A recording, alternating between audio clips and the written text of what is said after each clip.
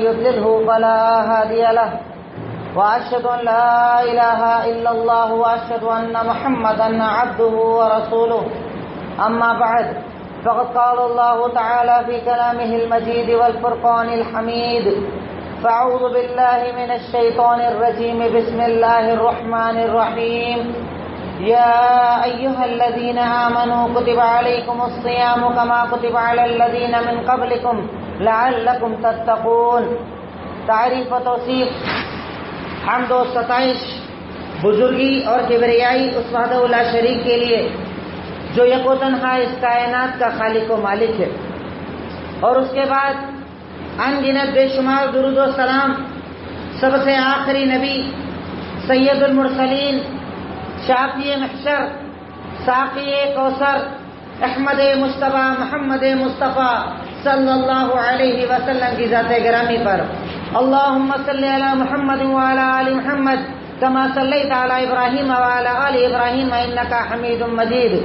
اللہم بارک علی محمد وعلی آل محمد کما بارکت علی ابراہیم وعلی آل ابراہیم انکا حمید مجید۔ رب اشرح لی صدری یسر لی امری واحلل عقدۃ من لسانی یفقہوا قولی ربی زدنی علما ربی زدنی علما ربی زدنی علما۔ الحمدللہ، رمضان المبارک کا یہ وہ مہینہ کہ جس مہینے کو اللہ رب العالمین نے ہم لوگوں کو عنایت کیا، اور اللہ تعالیٰ کا بے پناہ احسان اور کرم کہ اللہ تعالیٰ نے ہمیں صحت اور تندرستی دی تاکہ ہم رمضان کے روزوں کو رکھ سکیں، رمضان میں تراویح کی نمازوں کو پڑھ سکیں اور ایسے اعمال کریں جن اعمال کو اللہ رب العالمین قبول کرتا ہے اور جن اعمال کی بنیاد پر اللہ رب العالمین جنت الفردوس دینے والا ہے۔ عنوان جو آج کے جمعہ کے لیے منتخب کیا گیا ہے وہ یہ کہ رمضان کی اہمیت کیا ہے، اس کی فضیلت کیا ہے اور اس کا مقصد کیا ہے۔ کہ اللہ رب العالمین شریعت کے اندر جب بھی کوئی چیز فرض کرتا ہے، ہر فرضیت کے پیچھے اللہ رب العالمین کا خاص اہم اور خاص مقصد ہوتا ہے۔ بنا مقصد کے اللہ رب العالمین نے اس کائنات کے اندر کسی عبادت کو نہیں بنایا، کسی عبادت کو فرض نہیں کیا۔ جب بھی اللہ تعالیٰ نے کچھ حلال کیا اس کے پیچھے کوئی مقصد ہوتا ہے، جب بھی اللہ رب العالمین نے کچھ حرام کیا اس کے پیچھے اللہ رب العالمین کا کوئی مقصد ہوتا ہے۔ رہی بات فضیلت کی تو اللہ رب العالمین نے اس مہینے کو عام مہینوں میں سب سے زیادہ افضل بنایا۔ یہی وہ مہینہ کہ جس کے اندر اللہ رب العالمین نے اعمال کو کئی گنا تک بڑھا دیا کہ اگر کوئی آدمی نیکی کا عمل کرے گا تو اللہ رب العالمین اس کے اعمال کو بڑھاتا چلا جائے گا، نیکیوں کو بڑھاتا چلا جائے گا۔ یہ وہ مہینہ کہ اس مہینے کے اندر اگر کوئی انسان، کوئی مومن مرد یا عورت اللہ رب العالمین کی رضا کے لیے صبح صادق سے لے کر شام کو یعنی سورج ڈوبنے تک بھوکا اور پیاسا رہے تو اس کے منہ سے نکلنے والی بدبو تک کو اللہ کے نبی محمد الرسول اللہ صلی اللہ علیہ وسلم ارشاد فرماتے ہیں کہ واللہ لخلوق فم الصائم اطیب الی اللہ من ریح المسک۔ یقین جانو اللہ رب العالمین کے نزدیک روزے دار کے منہ سے جو بدبو خارج ہوتی ہے بھوک کی وجہ سے، اللہ رب العالمین اسے مشک سے زیادہ پسند کرتا ہے۔ وہی ہے روزہ کہ جس کی جب فضیلت کو اللہ رب العالمین نے بتایا حدیث قدسی کے اندر، اللہ کے نبی کہتے ہیں کہ اللہ رب العالمین ارشاد فرماتا ہے کہ الصوم لی وانا اجزی بہ، کہ یقین جانو روزہ میرے لیے ہے اور میں ہی اس کا بدلہ دینے والا ہوں۔ کیا نماز اللہ کے لیے نہیں؟ یقیناً نماز بھی اللہ کے لیے، زکوٰۃ بھی اللہ کے لیے، عمرہ بھی اللہ کے لیے اور حج بھی اللہ کے لیے، لیکن اللہ رب العالمین خاص طور پر اس عبادت کی فضیلت کو بتا رہا ہے، اس مہینے کی فضیلت کو بتانا چاہتا ہے، اور اس عمل کی فضیلت کو بتانے کے لیے اللہ رب العالمین نے ارشاد فرمایا کہ سارے عمل میرے ہی لیے ہیں لیکن روزہ میرے لیے، اس میں سے میں الگ کر کے بتا رہا ہوں روزہ میرے لیے اور میں ہی اس کا ثواب دوں گا۔ اس کی تفسیر میں علماء نے کہا کہ اس کی ایک وجہ یہ کہ آدمی نماز میں ریاکاری کر سکتا ہے، زکوٰۃ میں ریاکاری کر سکتا ہے، حج کرنے میں ریاکاری کر سکتا ہے، صدقہ و خیرات میں ریاکاری کر سکتا ہے، لیکن روزے کا تعلق اندر کی بھوک سے ہے، آدمی اس میں ریاکاری نہیں کر سکتا۔ اس لیے اللہ رب العالمین نے کہا کہ روزہ میرے لیے ہے اور میں ہی اس کا بدلہ دینے والا ہوں۔ یہی وہ رمضان یہ صحیح بخاری کی روایت، اس کی فضیلت کو بتاتے ہوئے اللہ کے نبی محمد الرسول اللہ صلی اللہ علیہ وسلم نے ارشاد فرمایا کہ رمضان کا مہینہ وہ بابرکت مہینہ ہے کہ جس مہینے کے اندر فتحت ابواب الجنہ فلم یغلق منہا باب وغلقت ابواب النار فلم یفتح منہا باب وصفدت الشیاطین ومرت الجن۔ اللہ کے نبی محمد الرسول اللہ صلی اللہ علیہ وسلم اس رمضان کی اس مہینے کی فضیلت کو بتاتے ہوئے ارشاد فرما رہے ہیں کہ یقین جانو رمضان کے مہینے کی یہ خاصیت ہے، اس مہینے کی یہ فضیلت ہے کہ اللہ رب العالمین اس مہینے کے اندر جہنم کے سارے دروازوں کو بند کر دیتا ہے، کوئی دروازہ پورے مہینے کھولا نہیں جاتا۔ جنت کے سارے دروازوں کو کھول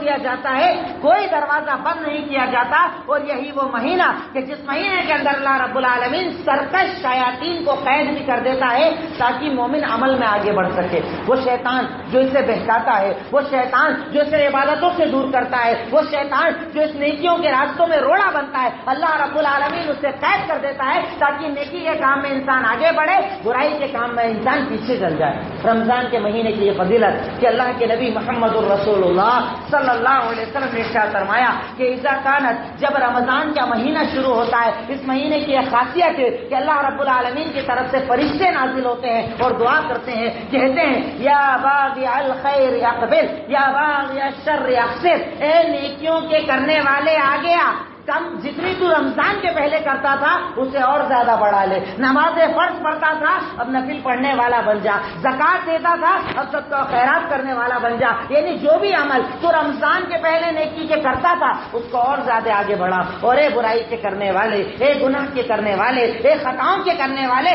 اگر رمضان کے پہلے تو خطا کرتا تھا تو کم سے کم رمضان کے مہینے میں تو اپنے گناہوں سے دور ہو جا اور اللہ رب العالمین کے قریب بن جا۔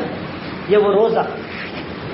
کہ جس کی فضیلت کو بتاتے ہوئے سید المرسلین نے ارشاد فرمایا کہ ان فی الجنت بابا یقال له ریان، جنت کے اندر اللہ رب العالمین نے کئی دروازے بنائے انٹری کرنے کے لیے، لیکن جنت میں ایک خاص دروازہ جس کا نام ریان ہے، لا يدخل منه الا الصائمون، اس دروازے سے روزے داروں کے سوا کسی کو انٹری نہیں ملے گی۔ روزے کی فضیلت، یہ رمضان کی فضیلت، یہی وہ بابرکت مہینہ کہ جس مہینے کی فضیلت میں اللہ رب العالمین نے ارشاد فرمایا کہ ہم سے پہلے قومیں آئی، لمبی لمبی عمریں ہوا کرتی تھی، کوئی 300 سال، کوئی 400 سال، کوئی 500 سال جیتا تھا۔ اللہ رب العالمین نے اس امت کی عمر کو جب بتایا تو ارشاد فرمایا کہ اس عمر کی جو اس امت کے اندر عمریں ہوں گی وہ کم ہوگی، زیادہ سے زیادہ ایوریج 60 سال کا ہوگا، 60 سال 70 سال کی عمر ایوریج ہوگی، عمر کم ہوگی، لیکن عمل میں اللہ تعالیٰ نے برکت اتنی دی کہ اس رمضان کے مہینے کے اندر اللہ رب العالمین نے ایک رات ایسی رکھی کہ اگر اس ایک رات میں بندہ مومن عبادت کر لے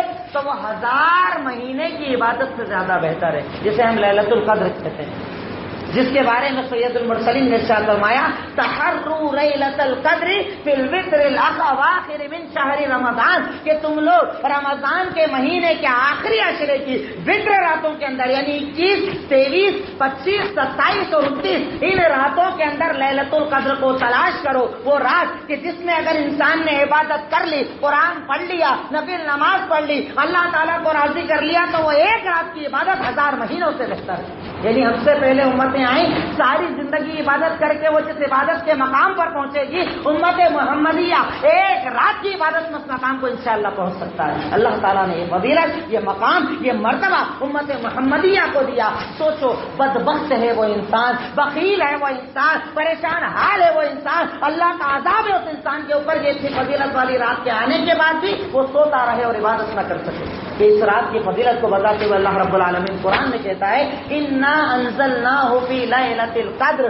ہم نے قرآن کو اس عظمت والی کتاب کو، اس کتاب کو جس میں قیامت تک آنے والوں کے لیے رہنمائی ہے، اس کتاب کو ہم نے لیلۃ القدر کے اندر نازل کیا، یعنی یہی وہ رات کہ جس کی فضیلت اللہ رب العالمین بتاتا ہے انا انزلناہ فی لیلۃ القدر وما ادراک ما لیلۃ القدر۔ آپ کیا جانتے ہو لیلۃ القدر کیا ہے؟ لیلۃ القدر خیر من الف شہر، یقیناً وہ رات کی خاصیت یہ ہے، اس رات کا مقام یہ ہے، اس رمضان کا مقام یہ ہے کہ اللہ تعالیٰ نے اس رات میں ایک رات کی عبادت کو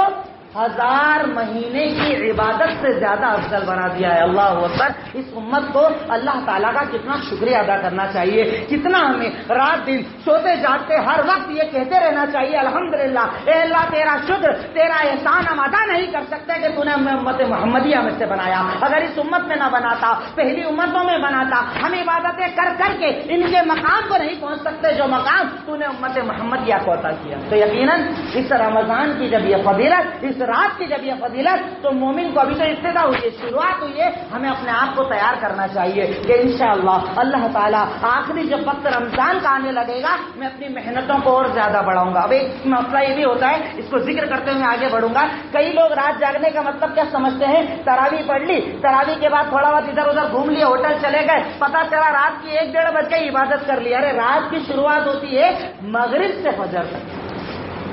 مغرب سے وہ رات شروع ہو جاتی ہے. ایسا نہیں کہ تراویح پڑھ کر کھانے پینے کے بعد آرام سے فری ہونے کے بعد 1 بجے وہ رات شروع ہوتی, کیونکہ اب تو وقت اور زیادہ مختصر ہو گیا, 3:30-4 بجے تک اب سحری کا وقت ختم ہو جاتا ہے, رات ختم ہو جاتی ہے. تو اس لیے اگر رمضان المبارک میں اللہ رب العالمین نے آپ کو وہ اس سال موقع دے تو مغرب سے عبادت شروع کرنا ہے انشاءاللہ. ایسا نہیں کہ کھانا کھانے کے بعد شروع کرنا ہے, مغرب جیسے ہی افطار کیا عبادت کے اندر لگ جائیے, تراویح پڑھیے, پھر عبادت کے اندر لگ جائیے, کیونکہ اللہ رب العالمین نے اس رات کو 1000 مہینے کی عبادت سے زیادہ بہتر رکھا ہے. یہ رمضان کی فضیلت, یہ رمضان کی خاصیت ہے. کچھ فضیلتوں کا یہاں میں نے تذکرہ کیا. اب اگر میں بات کروں اہمیت کی کہ رمضان کی اہمیت کیا ہے, تو رمضان کی کئی اہمیت ہے, رمضان کے کئی مقصد ہے جو اللہ رب العالمین نے قرآن کے اندر بتائے. سورہ بقرہ کے اندر اللہ رب العالمین نے جب رمضان کے باب کو اسٹارٹ کیا, رمضان کی باتیں بتانا اسٹارٹ کی, شروع کی, تو اللہ رب العالمین پہلی بات ارشاد فرماتا ہے, یا ایھا الذین آمنوا, اے وہ لوگوں جو ایمان لائے.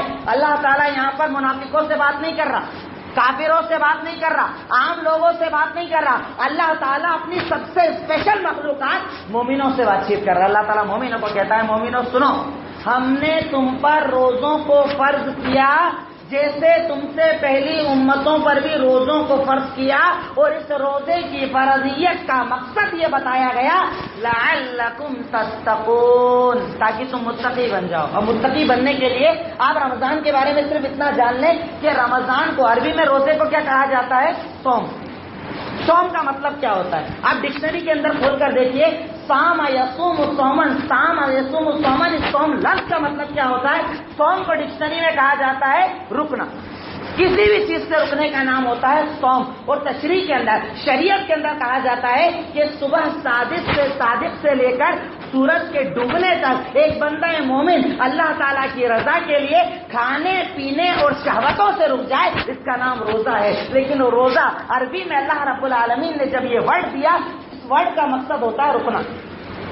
اب رکنے میں سب آ گیا, صرف کھانا نہیں, صرف پانی نہیں, صرف شہوات نہیں, ہر حلال چیز, ہر حرام چیز, ساری شریعت, سارا قرآن, سارا دین اللہ رب العالمین نے ایک لفظ کے اندر جمع کر دیا کہ میرے لیے روزہ رکھو. اے بندو سنو, میں نے تم سے پہلے امتوں پر روزوں کو فرض کیا, مہینے الگ ہوتے تھے, دن الگ ہوتے تھے, لیکن یہ عبادت میں نے ہر امت کو دی. مقصد یہ کہ تم لوگ متقی بن جاؤ,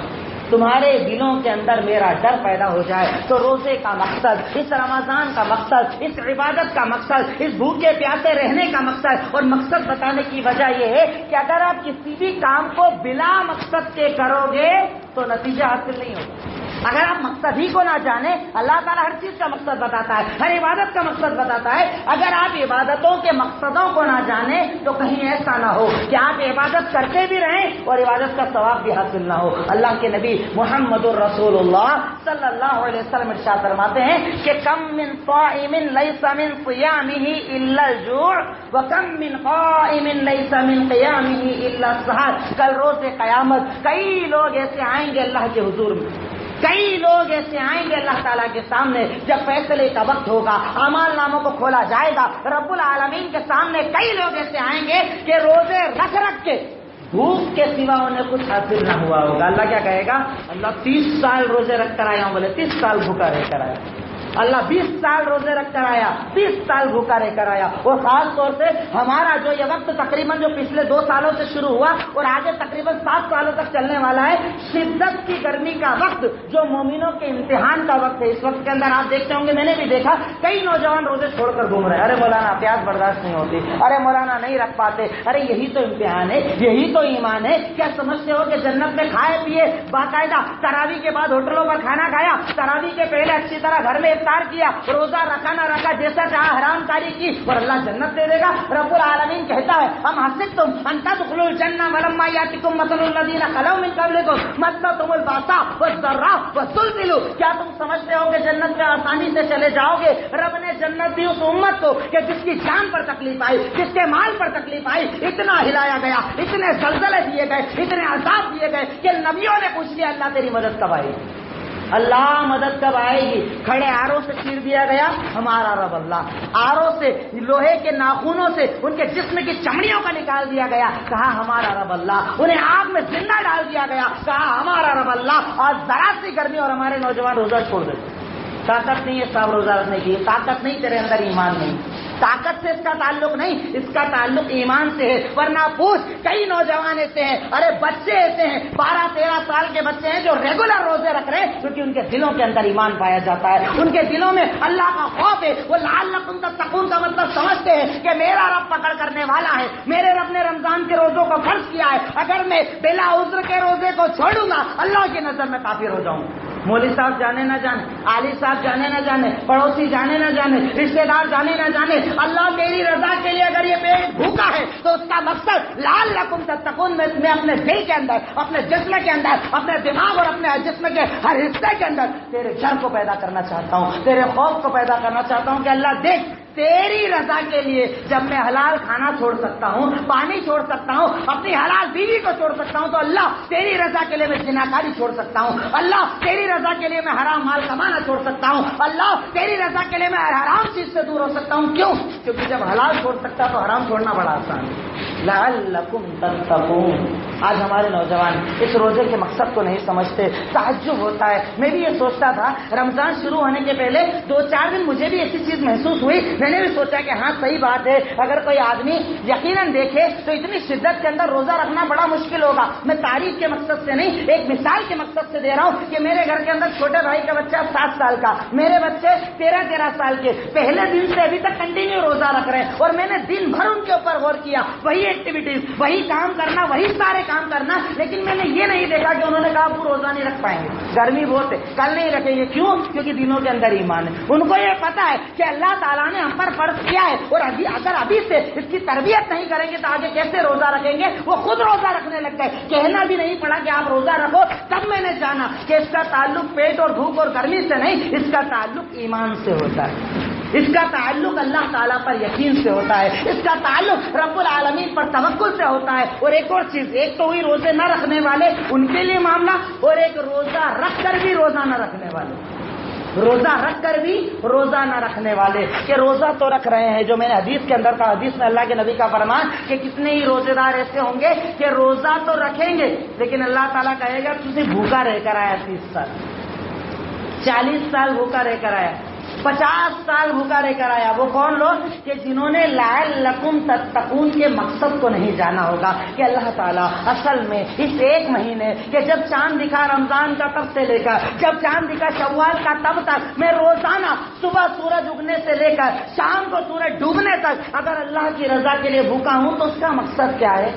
کیوں اللہ تعالیٰ مجھے بھوکا رکھتا ہے؟ کبھی غور کیا؟ سوچو, اگر یہ ساری کائنات ایک ساتھ روزے دار بن جائے, کیا اللہ تعالیٰ کی قدرت, اس کی طاقت, اس کے رزق میں کوئی بڑھوتری ہو جائے گی؟ سب نہیں کھا رہے, اللہ کا اسٹاک بڑا ہو گیا, نعوذ باللہ, ایسا نہیں. اور سارے ایک ساتھ روزہ چھوڑنے والے بن جائے, سارے ایک ساتھ کھانے والے بن جائیں, کیا اللہ کی قدرت میں کوئی زیادتی یا کمی ہونے والی ہے؟ ہرگز نہیں. وہ اللہ تعالیٰ ایسی قدرت, ایسی طاقت رکھنے والا ہے کہ وہ کائنات کو کھلائے, اس کے خزانوں کے اندر کمی نہیں ہوتی. اس کا مقصد کیا ہے؟ لعلکم تتقون. اللہ تعالیٰ اس جسم کی تربیت کرنا چاہتا ہے, اللہ تعالیٰ اس جسم کو حلال پر زندگی دینا چاہتا ہے کہ بندہ مومن سوچ، جب تو روزے کے عالم میں ہے، روزے کے عالم میں ہے، تیری جیب کے اندر حلال پیسہ موجود ہے، تو کھانا نہیں کھاتا، تیرے گھر کے اندر حلال کھانا موجود ہے، تو کھانا نہیں کھاتا، اس کا مطلب یہ ہے کہ رمضان کے بعد بھی تو حلال کے علاوہ حرام مت کھانا، کہ اللہ جب تیری رضا کے لیے ایک مہینے میں حلال سے دور ہو سکتا ہوں، تیرے تقوی کی وجہ سے، تیرے ڈر کی وجہ سے، تیری بنائی ہوئی قبر کی وجہ سے، تیرے بنائے ہوئے جہنم کی وجہ سے، اے اللہ تیرا عذاب جب مجھے حلال سے روک سکتا ہے تو حرام سے کیوں نہیں روک سکتا؟ اللہ میں پریشان ہو جاؤں گا، اللہ میں تکلیف میں آ جاؤں گا، اللہ میں کم کھاؤں گا لیکن میں سود کا کاروبار نہیں کروں گا، اللہ میں حرام بزنس نہیں کروں گا، اللہ میں کسی کو دھوکہ دے کر